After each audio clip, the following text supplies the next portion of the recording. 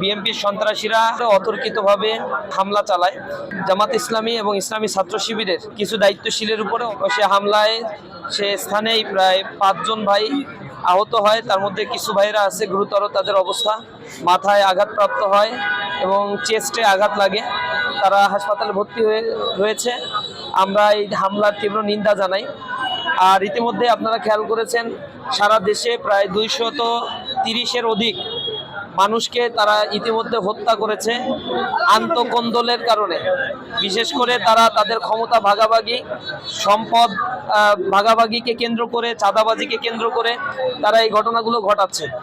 আমরা এভাবে দেখেছি বিএনপির মাধ্যমে ইতিমধ্যে 230 জন যে ভাইয়েরা মারা গিয়েছে, তাদের নিজের দলের নেতাকর্মী, তাদের জীবনের কোনো মূল্য এই দলের কাছে নাই।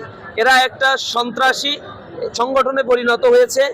আক্রমণ করে মানুষকে হত্যা করাই এখন ক্ষমতায় যাওয়ার একমাত্র সিঁড়ি হিসেবে তারা বেছে নিয়েছে। বিএনপি তার জিয়াউর রহমান এবং খালেদা জিয়ার সেই রাজনীতি থেকে বের হয়ে সন্ত্রাস, চাঁদাবাজ, টেন্ডারবাজ, খুন, হত্যা, গুম এই জাতীয় কার্যক্রমের মধ্যে নিজেদেরকে এখন লিপ্ত করার জন্য অপপ্রয়াস চালাচ্ছে। তাদের সাথে পুনর্বাসিত হয়েছে ফ্যাসিবাদ আওয়ামী লীগের সময় যারা সন্ত্রাসী কর্মকাণ্ড করত, এই সকল মানুষরা এখন বিএনপির মাধ্যমে পুনর্বাসিত হয়েছে।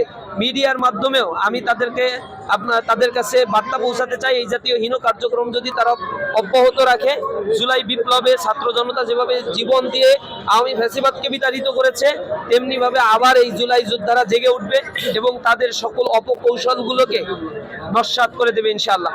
আমি অনতিবিলম্বে আজকে যাদের উপরে আক্রমণ করা হলো তাদের যারা আক্রমণ করেছে সেই দোষীদেরকে গ্রেপ্তার করে অনতিবিলম্বে তাদেরকে আইনের আওতায় এনে দৃষ্টান্তমূলক শাস্তি দেওয়ার জন্য আহ্বান জানাচ্ছি ও সারা দেশে আইন শৃঙ্খলা পরিস্থিতি যেন স্বাভাবিক করতে সরকার ভূমিকা রাখে, এ ব্যাপারে উদাত্ত আহ্বান জানাই।